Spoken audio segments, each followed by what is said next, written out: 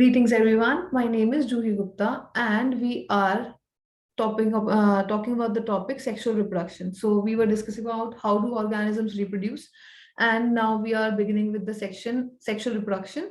In the last lecture, we discussed that how sexual reproduction is different from asexual reproduction, but now we are going to just discuss sexual reproduction in detail. So we are going to revise the definition again.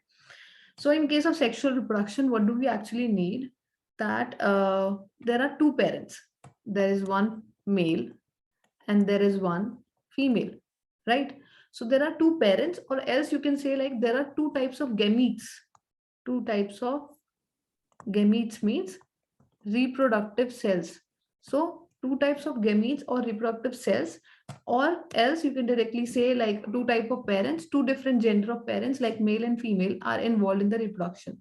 So once this is done, once these two come together, these two reproductive cells come together and fuse together, this will lead to the production of a zygote.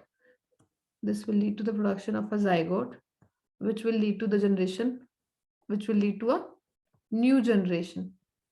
So yeah, when there are two parents involved and when these parents are finally giving rise to a new zygote by fusing with one another, then this type of a reproduction is called as sexual reproduction. So we have already discussed about the different modes of asexual reproduction. Like asexual reproduction, we discussed about, there was budding, there was fragmentation, right? Then there was vegetative propagation. So vegetative propagation, budding, fragmentation. We learned about the new topic. We learned about a new capacity called as regeneration. And then there was spores as well. So we learned about the reproduction through spores. So these are the different types of asexual reproduction that we learned about in the earlier lectures. But now as we are progressing towards sexual reproduction, before we learn about the type, how actually the sexual reproduction takes place, how it progresses further, you should understand that why we are progressing towards a different mode of reproduction. Nature में sexual reproduction exactly बनाई ही क्यों हुई है, मतलब हम sexual reproduction का mode nature में आता ही क्यों है, why do we talk about such a thing called as sexual reproduction, right? So this is the question that we are going to address, that why the sexual mode of reproduction, what is the need of doing sexual reproduction. So अभी तक आपको इतना तो पता है. I'm going to make rough diagrams just to create a better memory so that you can recall this later on. But yeah, अभी तक हमें इतना तो पता ही है कि हमने सेल डिवीजन के बारे में पढ़ा हुआ है, थोड़ी सी जानकारी है, that one cell divides into and form two cells, right? This is a basic fission reaction, also called as the fission reaction, but yeah, this is a basic cell division that takes place. So one cell divides into two cells, but while this division is taking place, the DNA is getting copied. Like the DNA that this cell has is going to get copied in for like both these two cells. So apart from the DNA copy, वो DNA जो हमने copy किया वो alone exist नहीं कर सकता. जैसे मान लीजिए इसमें आप दोनों ने मतलब इन दोनों नए सेल्स में नया डीएनए तो आ गया, बट उसके बावजूद भी आपने जो इसके अंदर काम करने के लिए सेल्यूलर अपैरेटस चाहिए होता है, अलग अलग ऑर्गेनल्स चाहिए होते हैं, जैसे माइटोकॉन्ड्रिया, राइबोसोम्स, गोल्जी अपैरेटस, इसके अलावा lysosomes. There are multiple organelles जिनकी जरूरत होती है while we are forming a new cell, while we are making a cell function. So अगर ये वाले ऑर्गेनल्स आप डेवलप नहीं करेंगे तो ये सेल्स फंक्शन नहीं कर पाते, ये इनका डीएनए काम नहीं कर पाता, and they actually die. So that, which is why the reason is this only, that while we are making two cells, like while we are doing the cell division, जब दो नए cells बना रहे होते हैं, so DNA भी copy होता है as it is written on the screen, as well as cellular apparatus जिसके अंदर सारे organelles आते हैं बहुत सारे अलग अलग. So ये दोनों की दोनों चीजें copy होती हैं. So right, this is one of the essential steps which takes place while we are forming different cells with the help of cell division.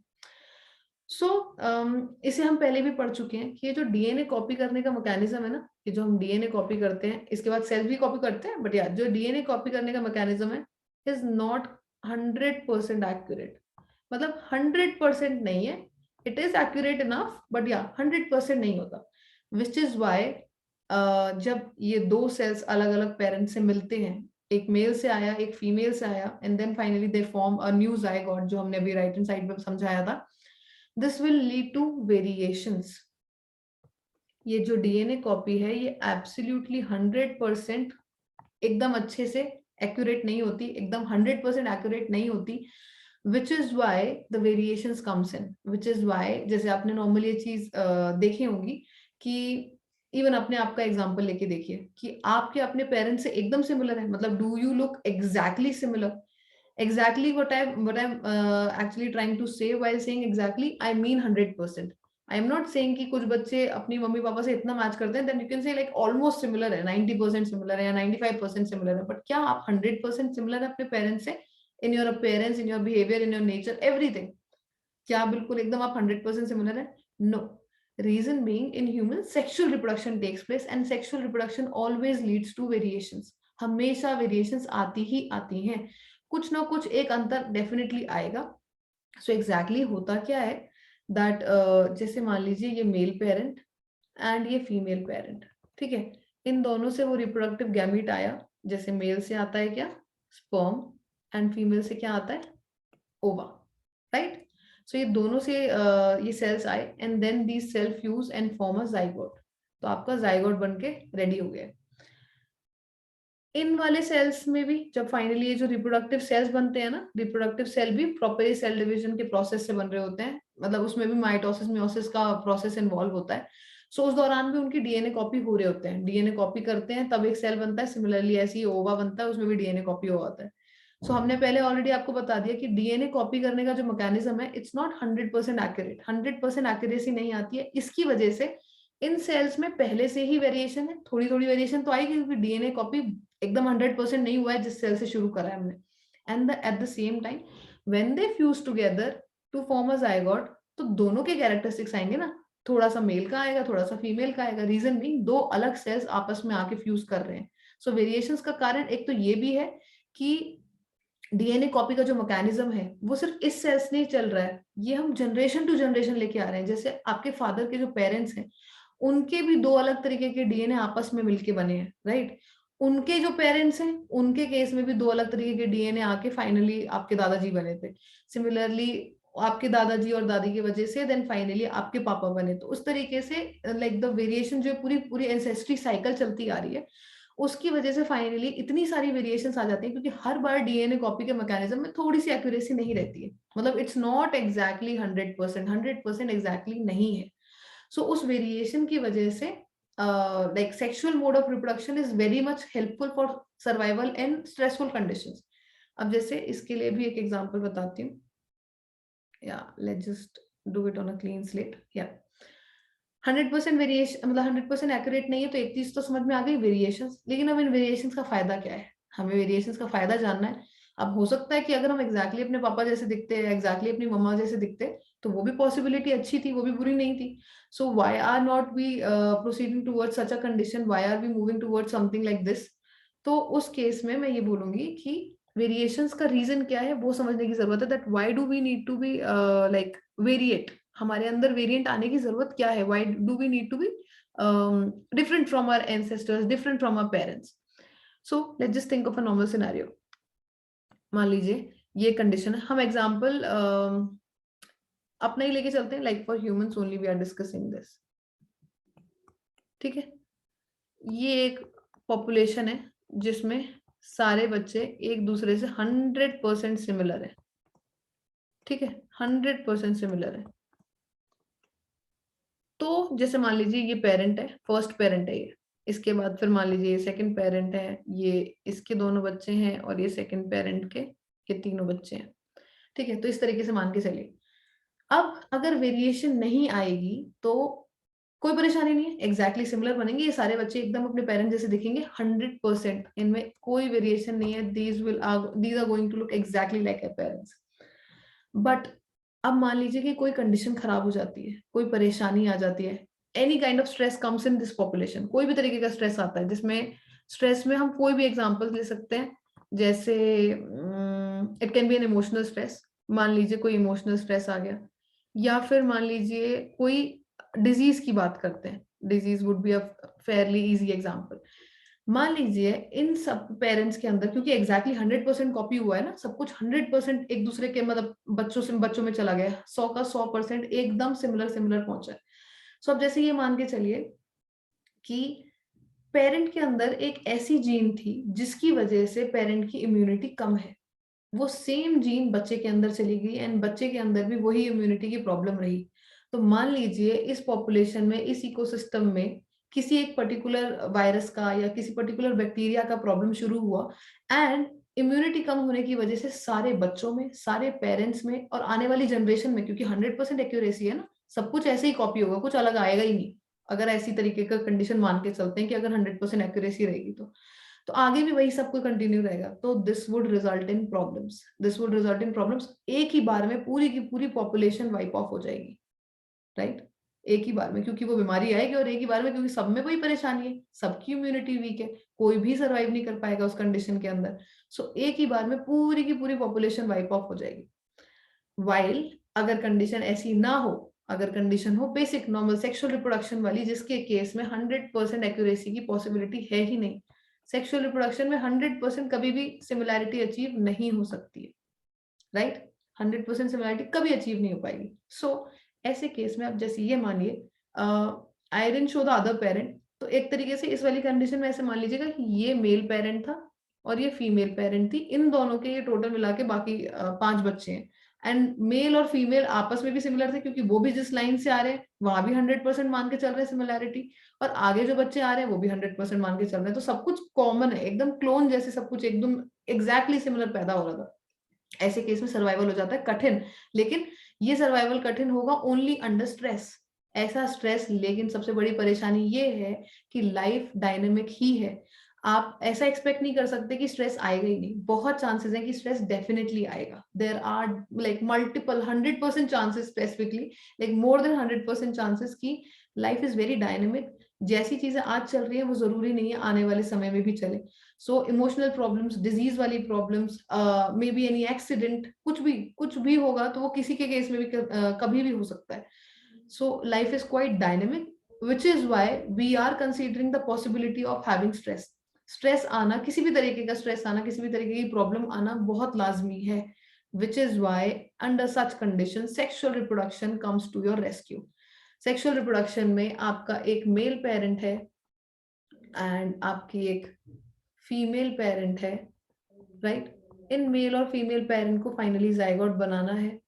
इन दोनों के अंदर भी जो डीएनए है वो भी पिछले एंसेस्टर से आ रहा है, वो भी एग्जैक्टली सिमिलर नहीं है अपने एंसेस्टर से, थोड़ा वेरिएशन इनमें भी है। और जब ये दोनों मिलके जाइगोट बनाएंगे तो इसके अंदर भी जो डीएनए आएगा और बाकी ऑर्गेनिज्म बनेंगे उसके अंदर भी वेरिएशंस आएंगे, क्योंकि 100% कॉपी करना पॉसिबल है ही नहीं। एंड यही वेरिएशंस बच्चे को फर्दर सर्वाइवल में हेल्प करेंगी अंडर स्ट्रेस। स्ट्रेस वाली कंडीशंस में बॉडी को अडेप्टेशन की प्रॉब्लम, बॉडी के अंदर अडेप्टेशन की पॉसिबिलिटी होनी चाहिए। जैसे मान लीजिए मेल, जो मेल पेरेंट है उनके अंदर कोई ऐसी स्पेसिफिक जीन नहीं है स्ट्रेस सर्वाइवल की, राइट? लेकिन फीमेल पेरेंट के अंदर इम्यूनिटी के लिए कोई पर्टिकुलर, मतलब जैसे मान लीजिए कि मेल पेरेंट के अंदर इम्यूनिटी की जो जीन है वो मिसिंग है, ठीक है, और फीमेल पेरेंट के अंदर वो मिसिंग नहीं है। So there is a possibility कि मेल पेरेंट से ये कमी बच्चे के अंदर ना आए और फीमेल पेरेंट से ये फायदा आ जाए। So when this gene would be transfer to the baby, this will help the baby to develop a good immunity. जो भी अच्छी जीन आई होगी या जो भी बुरी जीन आई होगी उसकी वो कैरेक्टरिस्टिक बच्चे के अंदर आ जाएगी। सो we are expecting, we are taking an example of a gene which would be transferred from the female parent, leading to an increased immunity. So this would happen, and this kind of a zygote, this kind of a fetus, this kind of a child that is going to be born after the delivery is going to survive better under the immune deficient conditions, under the stress immunity, immune stress conditions, in which the baby is going to survive because of the presence of the gene taken from the mother. So this is how sexual reproduction is way much more favorable than asexual reproduction under the case of variations. Like जब हम variations चाह रहे हैं population के अंदर, जब हम चाह रहे हैं कि हमारी पॉपुलेशन लंबे समय के लिए ज्यादा सर्वाइव कर पाए, सो उस केस में sexual reproduction is a better option. अब जैसे आप खुद ही समझ सकते हैं रिप्रोडक्शन का मेन एम क्या होता है, रेस कंटिन्यू करवाना, राइट? हम ये चाहते हैं कि जैसे अगर एक ह्यूमन रेस है ये कभी खत्म ना हो, अगर ये खत्म नहीं होगी उसके लिए एक ही तरीका है रिप्रोडक्शन। अगर रिप्रोडक्शन नहीं करेंगे तो एक दिन तो सबका मरना तय है, nobody is immortal, right? Everybody is mortal, everybody is going to die one day. सबका मरना तय है, तो इस चक्कर में ऐसी करते करते रेस खत्म ना हो जाए, ह्यूमन रेस खत्म ना हो जाए। I am not talking about the specific caste और any racial system, I am just saying कि ह्यूमन रेस ही खत्म ना हो जाए, इस वजह से रिप्रोडक्शन की कैपेबिलिटी दी गई।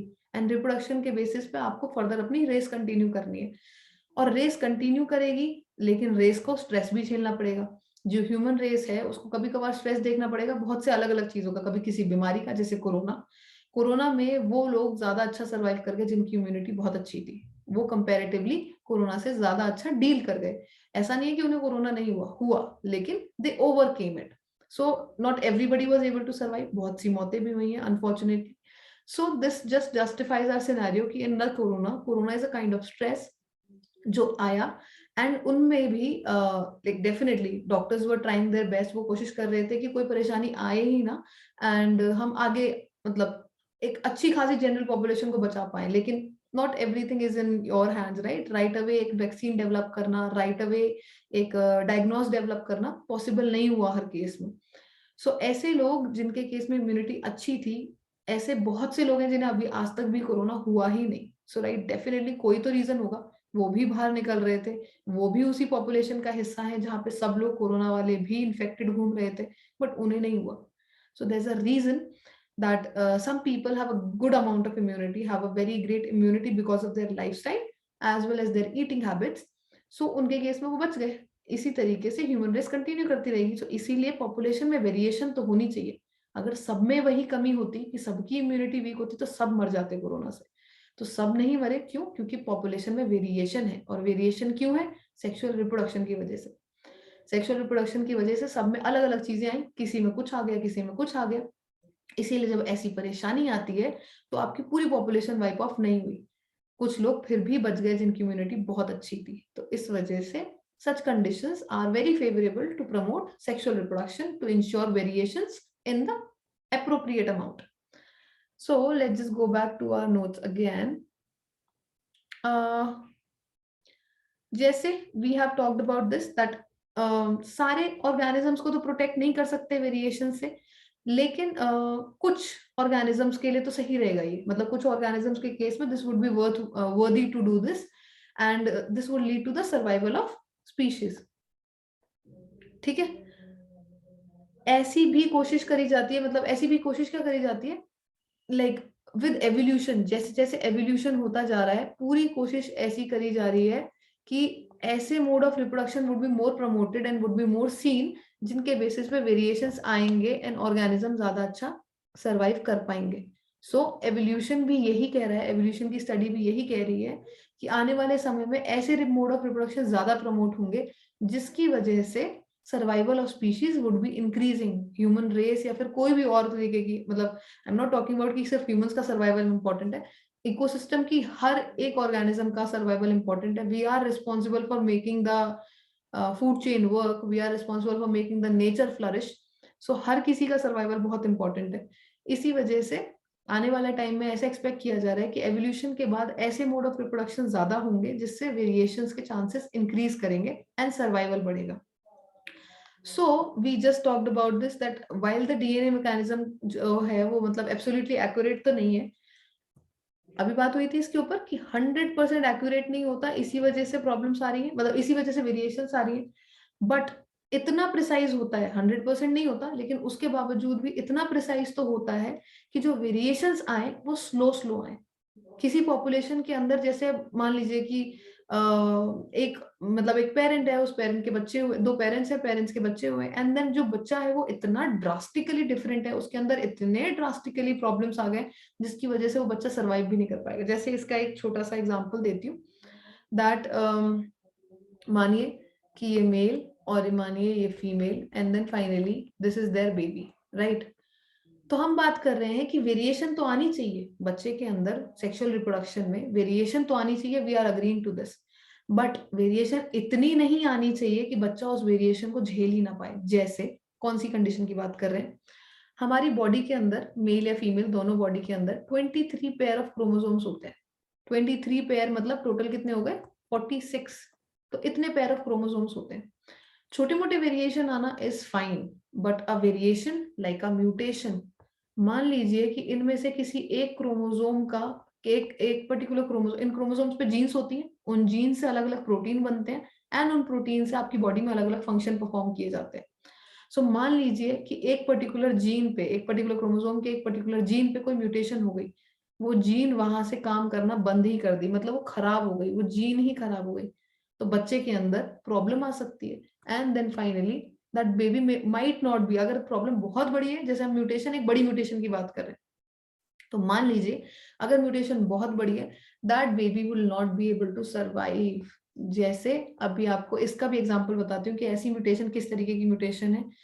आप सबने मूवी देखी होगी Paa, in which Amitabh Bachchan acted like a person in which he was like having this chromosomal abnormality. उसके केस में भी यही दिखाया था कि उसके केस में जो प्रॉब्लम हुई थी, उसमें भी उसका एक क्रोमोसोम पे अरेंजमेंट खराब हुआ, एक क्रोमोसोमल अरेंजमेंट खराब हुआ, जिसकी वजह से he was ageing before his age, like वो समय से पहले बूढ़ा हो रहा था एंड समय से पहले ही चला गया, क्योंकि ऐसे बच्चे सरवाइव नहीं कर पाते। सो वेरिएशन आनी चाहिए सेक्सुअल रिप्रोडक्शन के थ्रू, लेकिन इतनी नहीं आनी चाहिए जिस that can lead to death, that can lead to major anomalies.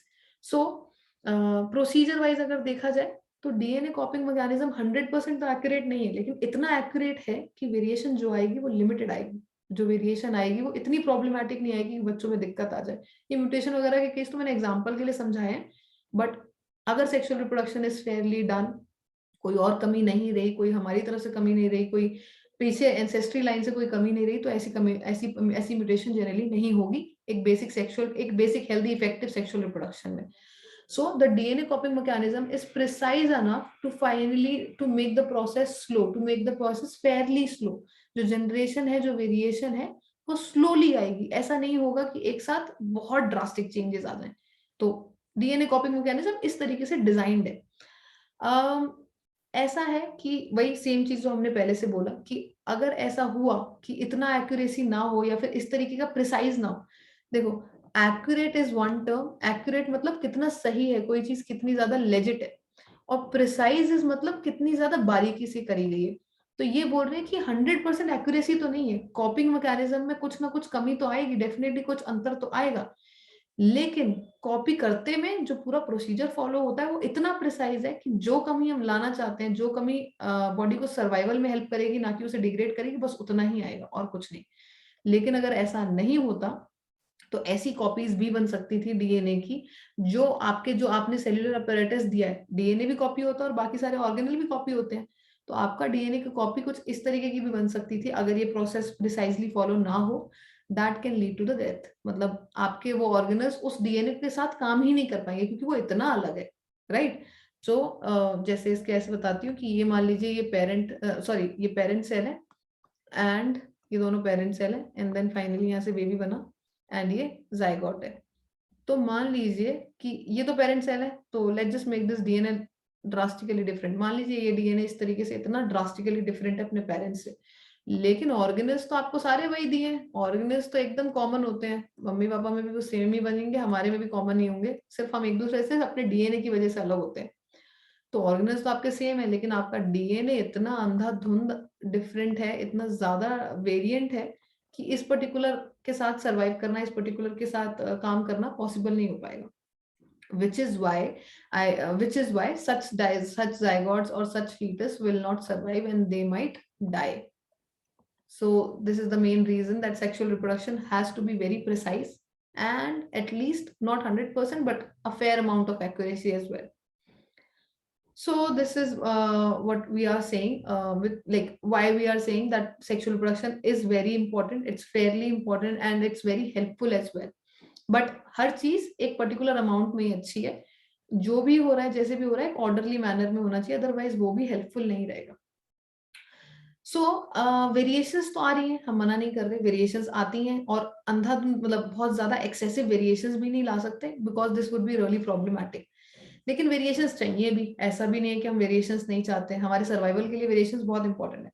So variation के प्रोसेस को थोड़ा सा तेज कैसे किया जाए, मतलब नेचर ने हमारे अंदर ऐसा क्या प्रोसेस चालू कर रखा है, ऐसा प्रोसेस कौन सा डाल रखा है जिसकी वजह से ये पूरा का पूरा प्रोसेस अच्छा खासा स्पीड अप हो सकता है। ये जो वेरिएशंस है वो थोड़ी सी, like you can read it here, how can the process of making the variants be speeded up, इस चीज को तेज कैसे करें, वेरिएशंस को तेजी से कैसे लाएं।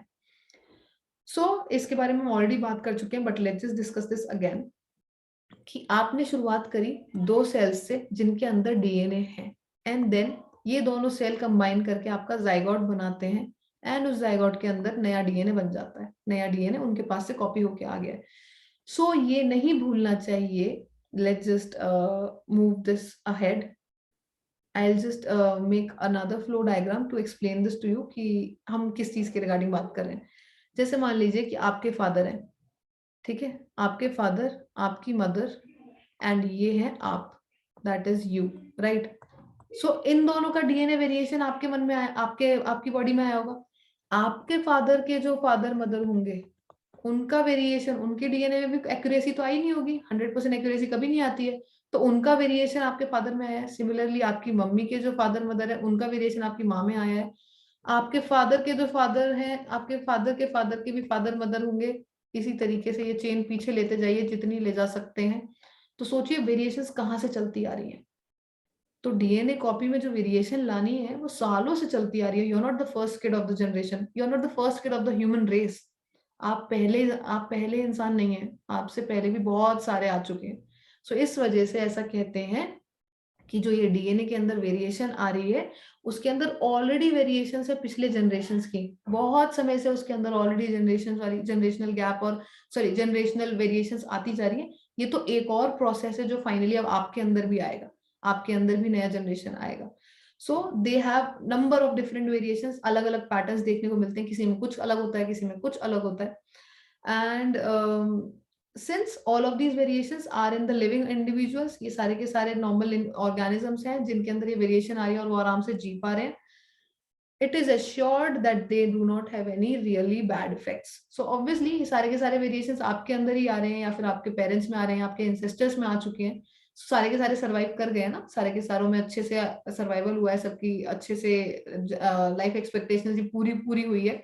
उसके बेसिस पे यू कैन जस्ट जज कि ठीक है, कोई रियली बैड इफेक्ट्स नहीं आते हैं वेरिएशंस के, these are helpful on the longer term itself.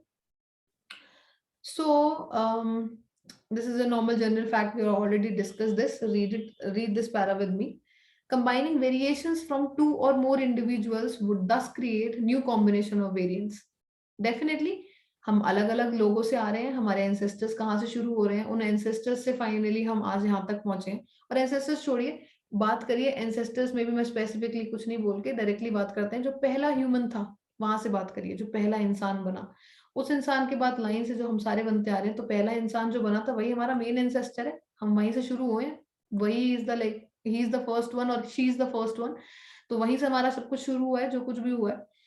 जो हमारे एंसेस्टर हैं, इन एंसेस्टर से हमारे अंदर इतनी सारी वेरिएशंस आती जा रही है, इसलिए हमारे अंदर आने वाले समय में न्यू कॉम्बिनेशन ऑफ वेरिएंट्स आते रहेंगे, न्यू कॉम्बिनेशन ऑफ वेरिएशंस बनेंगी, एंड नए नए ऑर्गेनिजम्स जनरेट होंगे अलग अलग वेरिएशंस के साथ। Each combination would be novel, normal सी बात है, जो भी नए ऑर्गेनिज्म बनेंगे वो पिछले वाले से डेफिनेटली डिफरेंट होंगे, क्योंकि उनके अंदर कितना सब कुछ नया आ रहा है। वो नए होंगे, वो नोवेल होंगे, एकदम नए होंगे। Since it would involve 2 different individuals, normal सी बात है अगेन, क्योंकि पेरेंट्स आपके 2 इन्वॉल्व हैं, एक आपकी मम्मा, एक आपके पापा, एंड देन फाइनली यू। 2 अलग लोगों से 2 अलग चीजें आ रही हैं, 2 अलग जनरेशन से, 2 अलग एंसेस्ट्री से, ठीक है। अभी हम छोटे लेवल पे बात कर रहे हैं, फर्स्ट ह्यूमन की बात नहीं कर रहे, बस मम्मी पापा के लेवल पे बात करते हैं कि 2 अलग जनरेशन से, फादर की तरफ से अलग 2, एक मदर की तरफ से इतनी पूरी एंसेस्ट्री आ रही है, पापा की तरफ से पूरी एंसेस्ट्री आ रही है, एंड देन फिर आप आ रहे हो। ऑब्वियसली आप एकदम नए होगे उन सब से, आप किसी से मैच नहीं करोगे। एग्जैक्टली 100% आप कभी भी किसी से मैच नहीं करोगे, 100% का स्कोप है ही नहीं, क्योंकि आप 2 लोगों के कॉम्बिनेशन से बने हो, 2 लोगों के कॉम्बिनेशन से बने हो, और डीएनए को कॉपी मैकेनिज्म 100% एक्यूरेट होता ही नहीं है। आप अलग तो श्योरली हो। This is about sexual reproduction, and now we are moving towards that. थोड़ा सा ये प्रोसेस है, इसके बारे में बात करने वाले हैं नेक्स्ट टाइम, नेक्स्ट लेक्चर में। We are done for the day. Next time हम इसके बारे में बात करने वाले हैं कि 2 अलग प्रोसेस है, मतलब जैसे आपका मेल है और ये जो आपकी फीमेल है, इसमें 2n क्रोमोसोम्स होते हैं, इसमें भी 2n क्रोमोसोम होते हैं। जो आपके पापा हैं और आपकी ममा है उनके अंदर normal 2n set of chromosomes होते हैं। तो जब ये आपको कंबाइन कराएंगे, कंबाइन करा के जब आपको बनाया जाएगा तब 4n हो जाएंगे, लेकिन 4n तो नॉर्मल नहीं है। Normal set of chromosome body के अंदर होते हैं 2n। n क्या होता है? n is the total number of chromosome pairs. तो 2n मतलब आपके 2 इंटू 23, 46 पापा के अंदर है, 2 इंटू 23, 46 मम्मी के अंदर है। लेकिन आपके केस में तो 2n अगर कंबाइन करेगा तो 4 हो जाएगा, तो 4 इंटू 23, इतने सारे क्रोमोसोम्स का आप क्या करोगे? इस तरीके की तो बॉडी सर्वाइव ही नहीं करेगी, मर सकती है। सो इस चीज से कैसे डील करती है बॉडी? सेक्सुअल रिप्रोडक्शन इस चीज का भी ध्यान रखती है कि ये भी ना हो पाए। So how do we deal with this? We are going to discuss this in the next class. I would be really happy to answer any of your doubts, and you can shoot down in the comments below. So yeah, let's see each other in the next class. Have a great day. Thank you.